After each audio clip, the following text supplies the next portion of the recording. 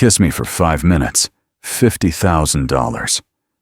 In the middle of a crowded garage, the billionaire CEO grabbed the oil-stained mechanic's collar and said. Everyone laughed. But Nathan Cole didn't laugh. He looked straight into those expensive eyes and saw what no one else could see, the desperate loneliness of the most powerful woman in the city. He said quietly, "I won't kiss you for money." And that was when Victoria Hayes knew. She had just met the only man she couldn't buy. The garage smelled like oil and coffee, and something else Nathan Cole could never quite name. Maybe it was just time, layers of it, settling into the concrete floor, the wooden workbench, the old radio that had been playing country music since before Emma was born. 6 in the morning, the sun hadn't cleared the hills yet. Nathan's hands moved across the engine of Mrs. Thompson's Honda with the kind of attention most people reserved for things they loved. The car was older than his daughter. It leaked oil and made sounds no car should make, but Mrs. Thompson needed it to get to her job at the grocery store, and she couldn't afford much. He'd told her $800. She'd tried to give him $1,000. He'd refused. The coffee on the workbench had gone cold an hour ago. Nathan didn't mind. Cold coffee was just part of the routine now, like the wedding ring he still wore on his left hand, like the photograph of Emma taped to his toolbox. She was smiling in that picture, missing her 2 front teeth. 12 years old now and embarrassed by that photo, but Nathan kept it there anyway. On the wall above the bench, another photograph. Sarah. 3 years gone, but the picture stayed. Some mornings Nathan would look at it and remember her voice. Other mornings he'd look at it and feel nothing but the empty space where she used to be.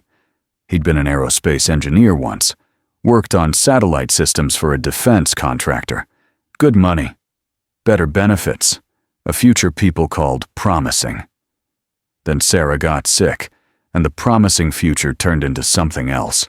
Hospital waiting rooms, insurance battles, Emma crying herself to sleep while Nathan sat in the hallway, pretending he had answers. When Sarah died, Nathan made a choice. He quit the job, sold the house they'd bought together, moved to the smaller place on the edge of town and opened the garage. People said he was wasting his potential. People said a lot of things. But Emma never missed a school concert. She never ate dinner alone. And on Saturday mornings, Nathan picked wildflowers from the vacant lot next door and put them on the workbench in a coffee can, because that's what Sarah used to do. The radio played an old Hank Williams song. Nathan wiped his hands on a rag and checked the time. Almost 7. Emma would be awake soon, waiting for breakfast. He made pancakes on Fridays. It was their thing. He was tightening the last bolt on Mrs. Thompson's engine when he heard the sound. A car pulling into the lot. Expensive car from the purr of it. Nathan didn't look up. Expensive cars didn't usually come to his garage. They went to the dealerships on Main Street, the ones with hydraulic lifts and air-conditioned waiting rooms. The engine shut off. A car door opened and closed.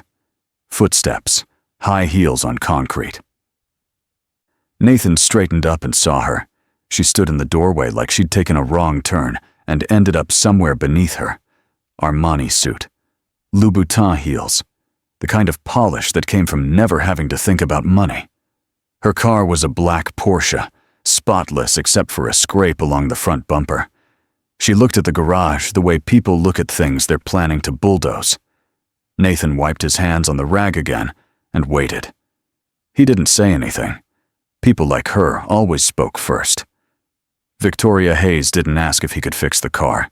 She told him, "I need this done today. I'll pay double." Nathan glanced at the Porsche, then at Mrs. Thompson's Honda still sitting on the lift. He looked back at the woman in the doorway. "I've got a job ahead of you," Nathan said. "Mrs. Thompson's been waiting since Tuesday." Victoria's expression didn't change, but something flickered in her eyes. Irritation, maybe, or disbelief that someone had just told her no. "I'll pay triple," she said. Nathan set the wrench down on the bench. He walked over to the small refrigerator in the corner and pulled out a bottle of water, offered it to her. She looked at it like he'd offered her a live snake. "Mrs. Thompson gets her car back this morning," Nathan said. "You can leave yours. I'll call you when it's ready, probably Monday." Victoria stared at him.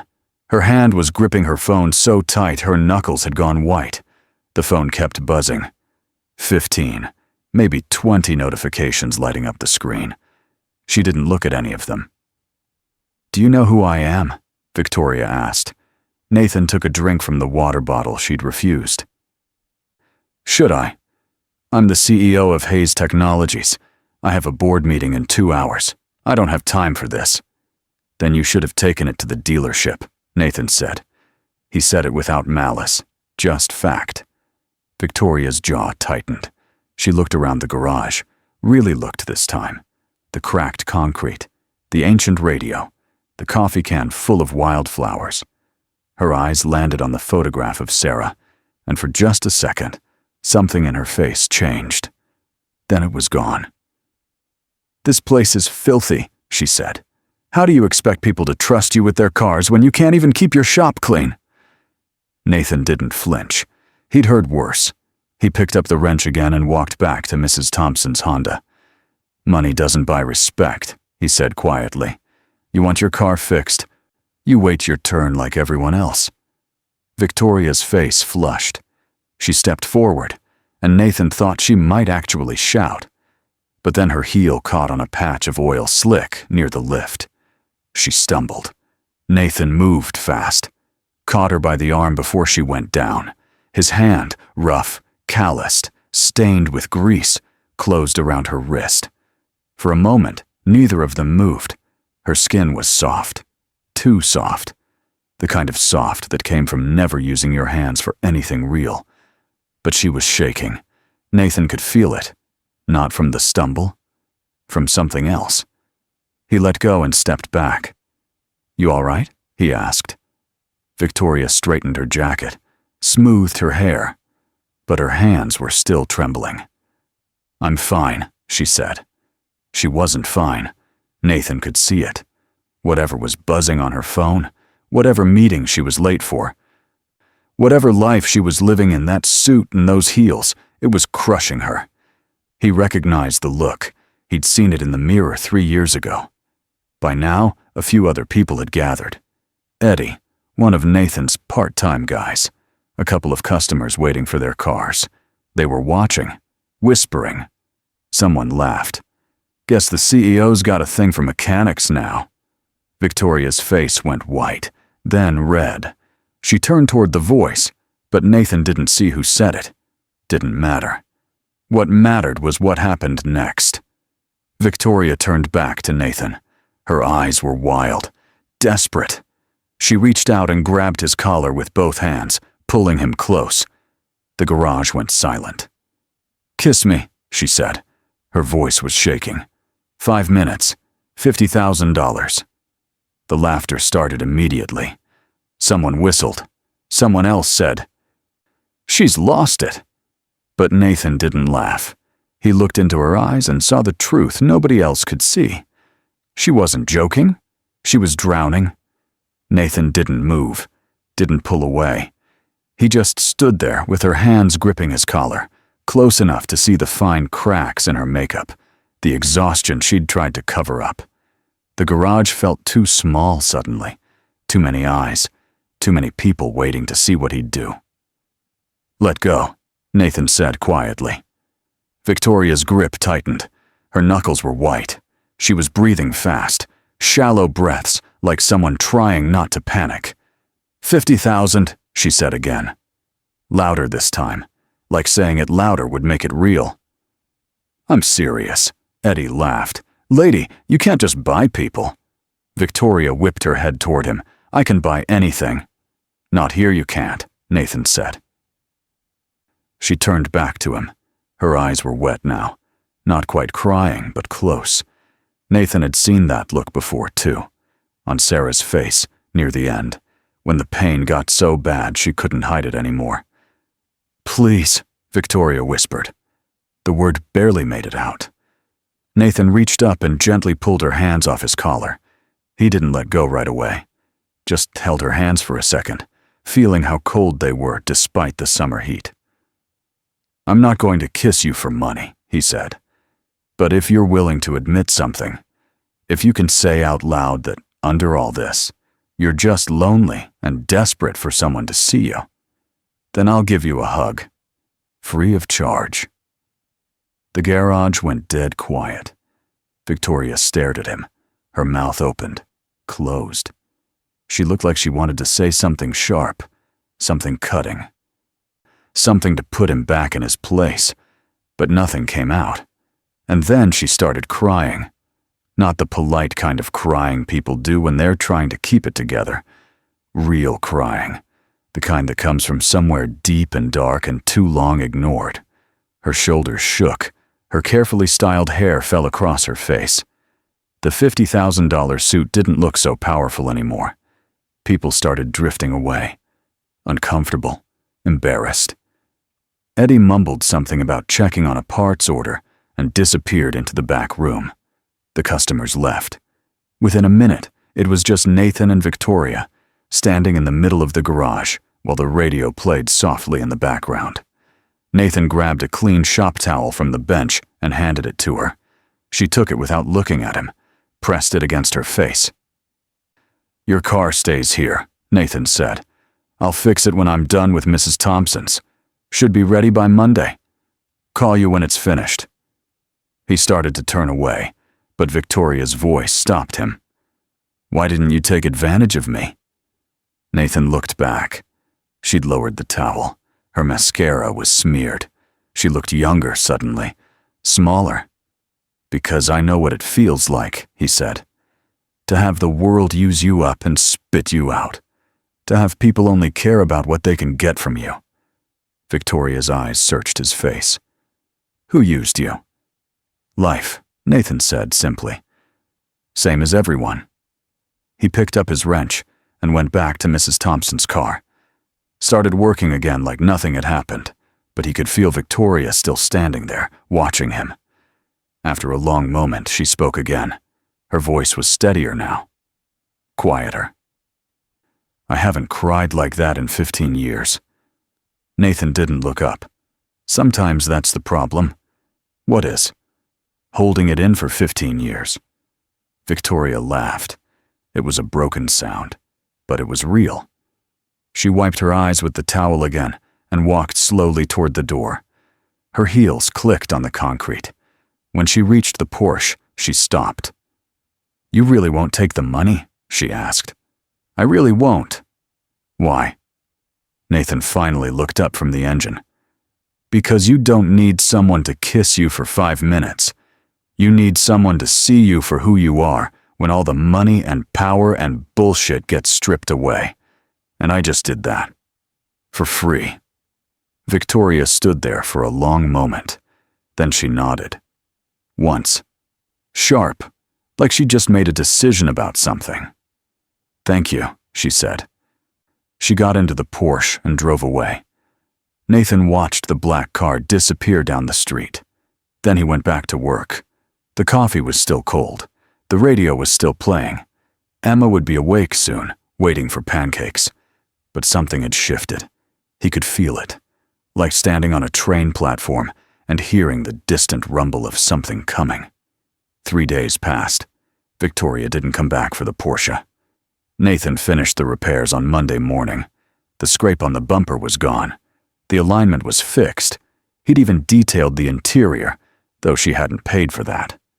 He called the number she'd left with Eddie. It rang 4 times. Then a man's voice answered. "Ms. Hayes' office." "This is Nathan Cole from Cole's Garage. Her car's ready." There was a brief silence on the other end. Then the man said, "I'll send someone to pick it up." "She needs to sign the paperwork," Nathan said. "Someone will handle it." The line went dead. 2 hours later, a man in a gray suit showed up driving a Mercedes. He didn't introduce himself, just walked in, looked at the Porsche, and pulled out a checkbook. "How much?" the man asked. Nathan had written up the invoice that morning. $2,800. Fair price for the work. 2,800, Nathan said. The man wrote out a check for $50,000, tore it off and held it out. Ms. Hayes wanted you to have this, the man said. Nathan looked at the check, didn't take it. The bill's $2,800, he said again. The man in the gray suit sighed like Nathan was wasting his time. He put the $50,000 check back in his pocket and wrote another one. This time for the right amount. He handed it to Nathan along with a business card. Ms. Hayes asked me to give you a message, the man said. His voice was flat, professional. She appreciates your discretion. She hopes you'll continue to exercise it. Nathan glanced at the business card. James Porter, Executive Assistant, Hayes Technologies. That a threat? Nathan asked. James Porter's expression didn't change. It's a courtesy. Ms. Hayes could ruin you with one phone call. I suggest you remember that. He took the keys Nathan offered and drove away in the Porsche. The Mercedes followed. Nathan stood in the parking lot for a while after they left. The check was still in his hand. $2,800. Exactly what he'd asked for. Nothing more. Nothing less. But it felt wrong somehow. Eddie came out of the shop wiping his hands on a rag. Who was that? Eddie asked. Nobody, Nathan said. Eddie looked at him funny but didn't push it. He went back inside. Nathan stayed where he was, staring at the empty space where the Porsche had been. He thought about Victoria, the way her hands had shaken, the way she'd cried like someone who'd forgotten how. He wondered if she was okay. Then he wondered why he cared. That afternoon, Emma came home from school quieter than usual. She dumped her backpack on the kitchen table and went straight to her room. Nathan heard the door close. Not a slam, just a soft click that somehow felt worse. He knocked. Em? No answer. He opened the door anyway. Emma was sitting on her bed, knees pulled up to her chest. She wasn't crying, but her eyes were red. What happened? Nathan asked. Emma shook her head. Nothing. Doesn't look like nothing. She was quiet for a long time. Then she said, Some kids at school were talking. About you. About that woman who came to the garage. Nathan's stomach dropped. What were they saying? Emma looked at him. They said you're trying to date rich women because you're broke. They said you're pathetic. Nathan sat down on the edge of the bed. He didn't know what to say. Because the truth was, he didn't know what Victoria had been to him in that moment. A customer, a stranger, something else. But Emma was hurting, and that was his fault. I'm sorry, Nathan said. Emma wiped her eyes. Did you like her? The question caught him off guard. I don't know her, Nathan said. That's not what I asked. Nathan looked at his daughter, 12 years old, and already too smart for comfort. I felt bad for her, Nathan said finally. That's all. Emma nodded. She didn't look convinced. Nathan didn't expect to see Victoria again. But 4 days later, she showed up at the garage. Not in the Porsche, in a cab. She was wearing jeans and a plain white shirt, no makeup, hair pulled back in a ponytail. She looked like a completely different person. Younger. Tired. Real. Nathan was under a Chevy when she walked in. He didn't see her at first, just heard footsteps. Then her voice. Is this a bad time? He rolled out from under the car and stood up, wiped his hands on a rag. You get your car okay? Nathan asked. Victoria nodded. James said you were professional. Thank you. Just doing my job. They stood there for a moment. The radio played something low and sad. Victoria looked around the garage like she was seeing it for the first time. Her eyes landed on the coffee can with the wildflowers. My father used to pick flowers like that, she said quietly. When I was little, he'd bring them home from work and put them in a jar on the kitchen table. Nathan waited. He had a feeling she wasn't here to talk about flowers. He died when I was 16, Victoria continued. Heart attack. Left my mother with a mortgage we couldn't pay and 2 kids to feed. I worked 3 jobs to keep us afloat. Built my first company when I was 23. Sold it for $10 million when I was 28. Started Hayes Technologies a year later. She looked at Nathan. Her eyes were clear, steady. I've spent 20 years proving I'm not my father. That I won't leave people with nothing. That I can build something that lasts. Sounds like you succeeded, Nathan said. Victoria laughed. It was a hollow sound. You'd think so. She walked over to the workbench, ran her fingers along the edge. They came away dusty. I came to ask you something, Victoria said, and I need you to be honest. All right. Why did you turn down the money? Nathan leaned against the Chevy, crossed his arms.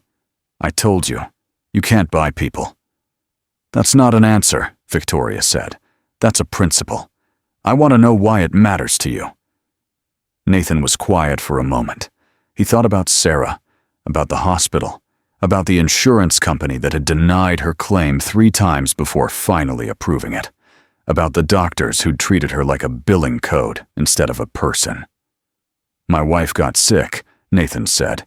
Cancer, stage 4. We had insurance, but it didn't cover half of what she needed. I sold everything we had, borrowed money from people I'll never be able to pay back, and in the end, it didn't matter. She died anyway. Victoria's face softened.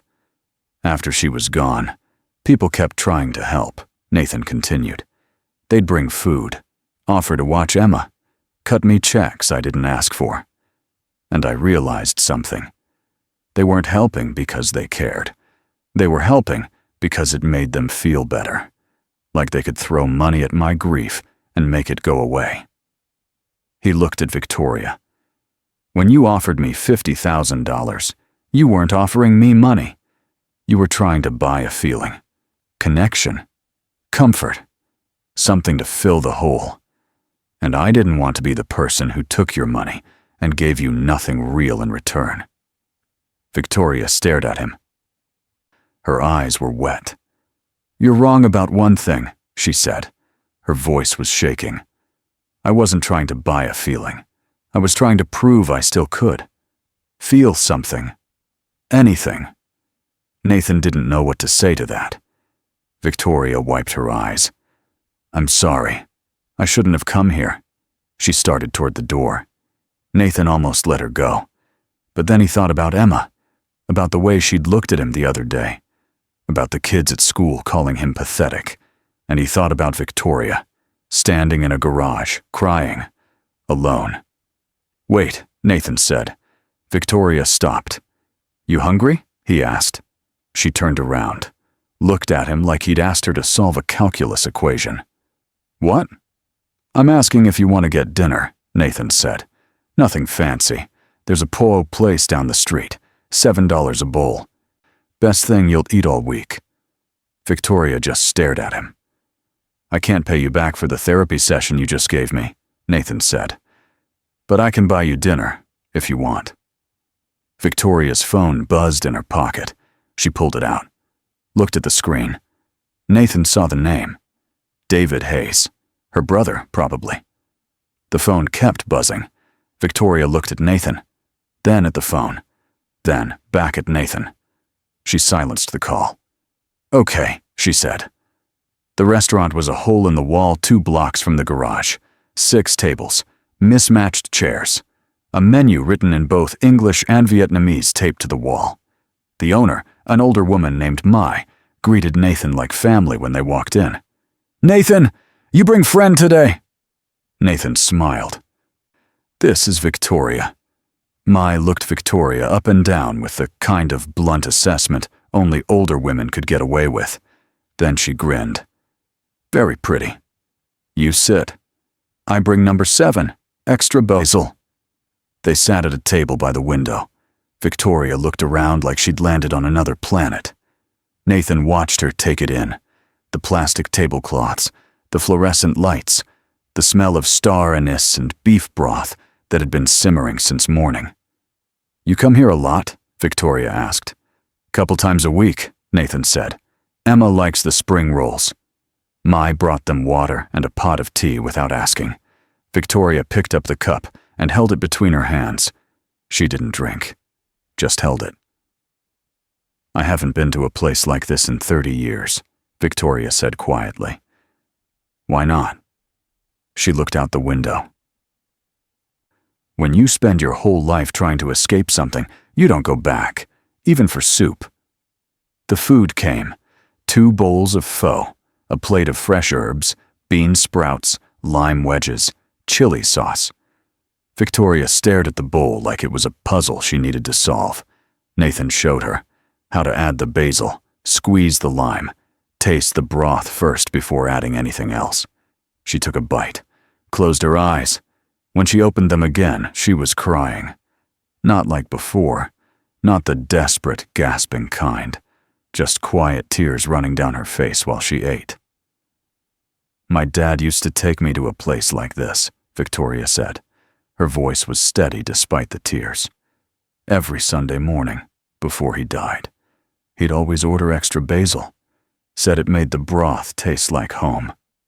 She took another bite, then another. "I haven't thought about that in 20 years, she said. Nathan didn't say anything. Just let her eat. Let her cry. Let her be. After a while, Victoria wiped her face with a napkin and looked at him. "Can I ask you something?" she said. "Sure. Why did you quit your job? The engineering job. You said you quit after your wife died." Nathan set down his spoon. "Because Emma needed a parent, not a paycheck." "But you were good at it. Engineering." "I was," Nathan said. "Doesn't mean it was the right thing." Victoria frowned. "People think I'm weak. My family, my board. They think I work too much because I'm compensating for something. Because I couldn't make my marriages work. Because I don't have kids." "Are they right?" Nathan asked. Victoria looked at him. "I don't know. Maybe. I built an empire. But I don't have anyone to share it with. So what's the point?" "The point is, you built something," Nathan said. "That's more than most people do." "But you walked away," Victoria said. "From your career, from everything. Don't you regret it?" Nathan thought about that, about the late nights in the garage, the bills he could barely pay, the life he could have had if he'd made different choices. "I got to hold Sarah's hand when she died," Nathan said quietly. "I got to tell her I loved her. I got to be there. That's not something I can put a price on. And Emma knows her dad shows up. Every school play, every parent-teacher conference, every morning. I don't regret that." Victoria looked down at her bowl. She was gripping the spoon so tight her knuckles were white. "I wish someone had shown up for me like that," she said. Nathan reached across the table, put his hand over hers. She didn't pull away. "Someone's showing up now," he said. Outside, a camera flashed. Nathan saw it through the window. A man with a telephoto lens standing across the street. Aiming at them. Victoria saw it too. Her face went pale. "Oh no," she whispered. The photo was online within an hour. Victoria Hayes, billionaire CEO, spotted at budget restaurant with unknown man. The headline made it sound scandalous. The photo made it look worse. Nathan's hand over hers. Her tears. The intimacy of 2 people sharing something private. By morning, it was everywhere. Nathan found out when Eddie showed him the article on his phone. The comments were brutal.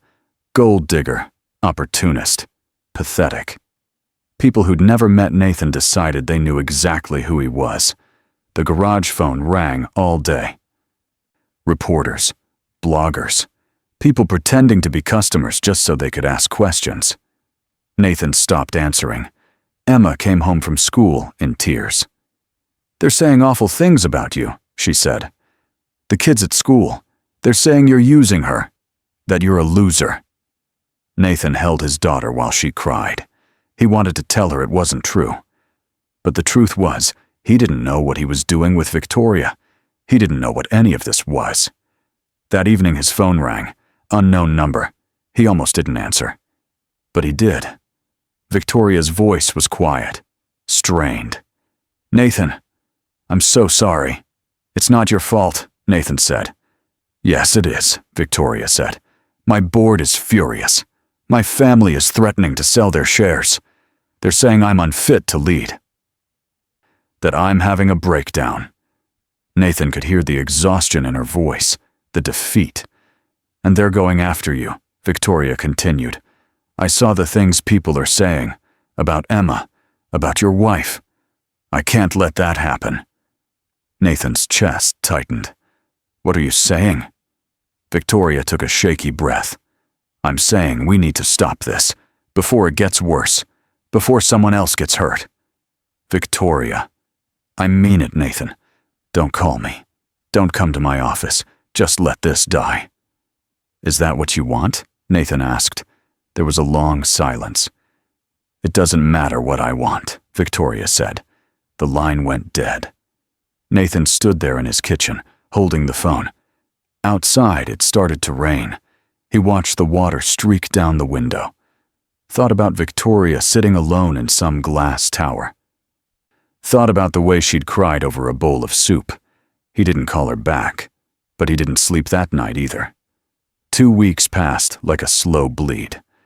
Nathan went through the motions, woke up, made breakfast, fixed cars, picked up Emma from school. But something had changed. The garage felt emptier. The coffee tasted like nothing. Even the wildflowers looked wrong. Emma noticed. She'd always been good at noticing. One night after dinner, she was doing homework at the kitchen table while Nathan washed dishes. The radio played something soft. Rain tapped against the window.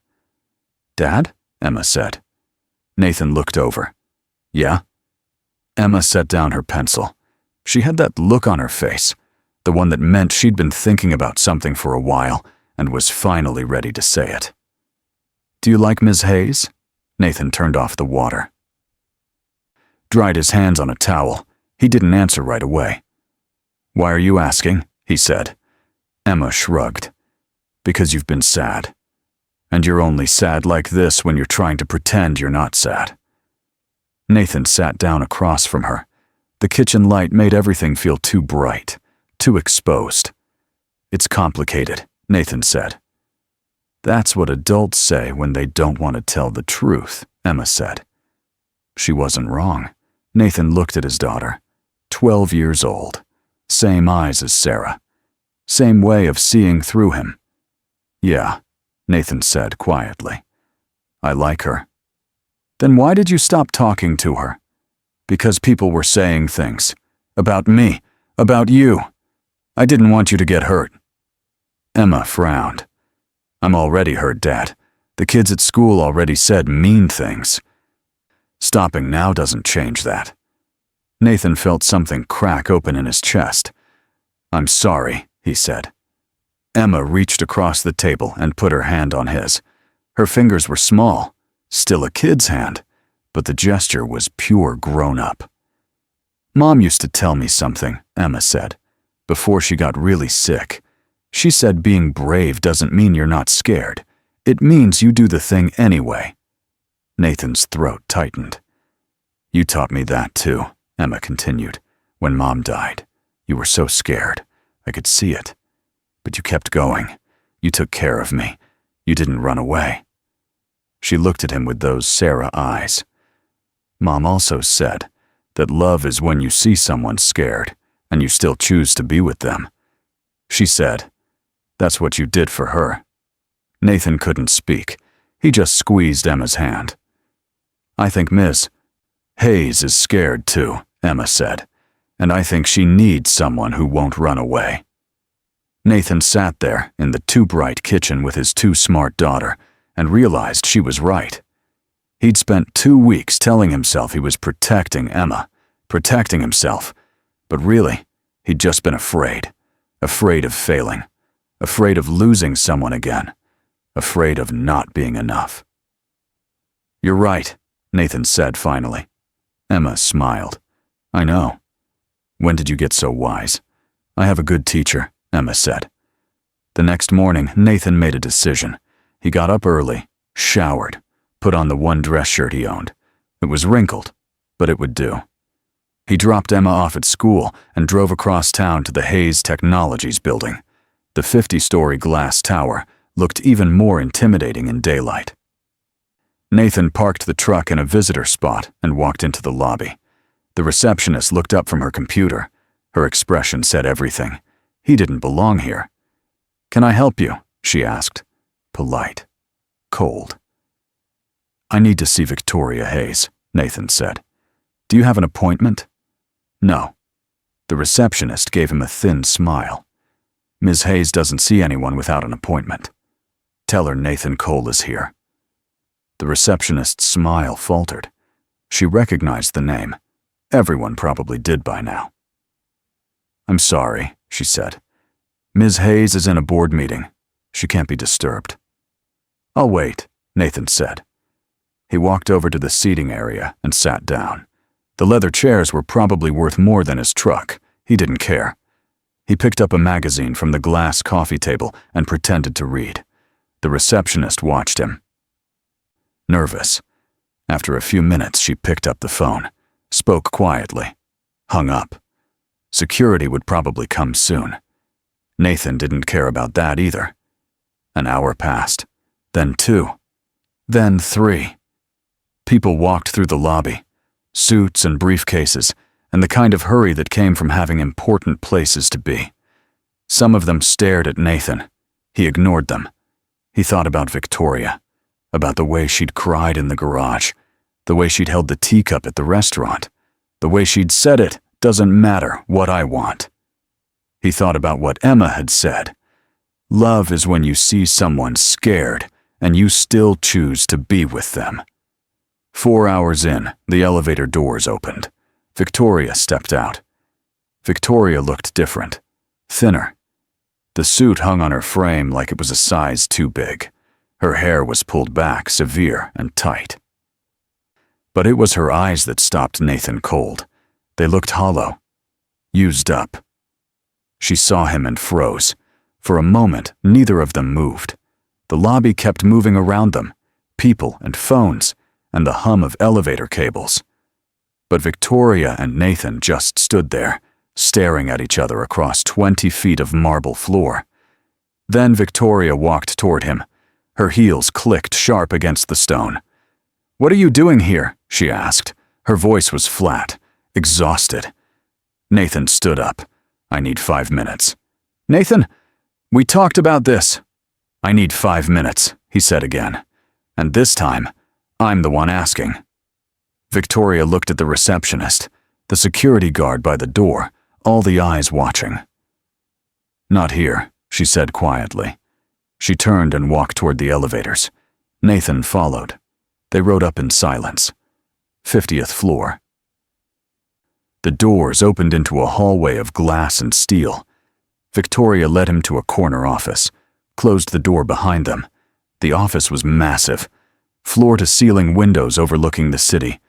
Desk the size of Nathan's kitchen. Awards and photos on the walls. But it felt empty. Like a museum exhibit of someone's life instead of an actual life. Victoria stood by the window, arms crossed, defensive. "You shouldn't have come," she said. "Probably not," Nathan said. "But I'm here anyway. The board is already looking for reasons to remove me. If they see you, I don't care about the board." Victoria turned to face him. "Well, I do. This company is everything I've built, everything I am." "No, it's not," Nathan said. Victoria's jaw tightened. "You don't know me. I know you cried over a bowl of soup because it reminded you of your dad. I know you offered $50,000 for a kiss because you were desperate to feel something. I know you're exhausted from pretending to be someone you're not." Victoria's eyes filled with tears. She blinked them back, hard. "What do you want from me, Nathan?" "I want you to stop running," Nathan said. "I want you to stop letting other people decide what you're worth." "Easy for you to say," Victoria said. "You don't have 200 employees depending on you. You don't have shareholders and board members and a family that only calls when they need money." "You're right," Nathan said. "I don't have any of that. I've got a 12-year-old daughter and a garage that barely breaks even. I fix cars for a living. I'll probably never own anything worth more than $50,000. He took a step closer. But I know what it's like to lose everything, Nathan said. I know what it's like to watch the person you love die. I know what it's like to wake up every morning and wonder if you're doing enough, if you're good enough, if anyone sees you as more than just what you can give them. Victoria was crying now, really crying, not trying to hide it. And I know you're tired, Nathan said softly. I know you want someone to see you, not the CEO, not the money, just you. Why are you here? Victoria whispered. Nathan reached into his pocket, pulled out something small, set it on her desk. It was the check, the $50,000 check her assistant had tried to give him. Nathan had kept it, not cashed it, just kept it. I came to tell you something, Nathan said. 2 weeks ago you asked me to kiss you for 5 minutes, for money. And I said no. Victoria stared at the check. But I'm here now, Nathan said. Not because you're rich, not because I want something from you. I'm here because for the first time in 3 years, I felt something other than grief. And I think you felt it too. Victoria looked up at him. Her mascara was running. She looked young, scared, real. I'm asking you, Nathan said. Not for 5 minutes, for as long as you'll let me. Let me see you. Let me stay. Victoria's breath hitched. They'll destroy you, my family, the board, the press. Let them. Nathan, I've already lost everything that mattered once, Nathan said. I survived. I'll survive again if I have to. But I'm not walking away from this. From you. Not unless you tell me you don't want me here. Victoria covered her mouth with her hand. Her whole body was shaking. I'm so tired, she whispered. Nathan closed the distance between them, put his hands on her shoulders, gentle, steady. Then stop fighting alone, he said. Victoria broke. She collapsed against him, sobbing into his chest. Nathan wrapped his arms around her and held on. He could feel her heart racing, could feel how thin she'd gotten, could feel every ounce of exhaustion she'd been carrying. I don't know how to do this, Victoria said into his shirt. Neither do I, Nathan said, but we'll figure it out. They stood there for a long time. The city sprawled out below them, 50 floors up. But for the first time in weeks, neither of them felt alone. 6 months later, the garage looked the same. Same cracked concrete, same old radio, same coffee can full of wildflowers on the workbench, but different too. Victoria was sitting at the makeshift desk near the office, reading through invoices. She was wearing jeans and one of Nathan's old work shirts. Her hands had calluses now, small ones, from learning how to use a wrench.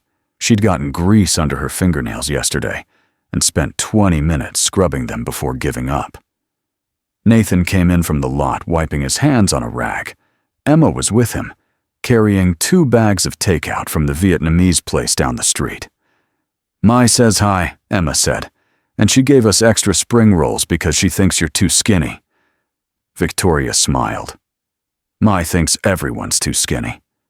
Emma set the food on the workbench and started unpacking it.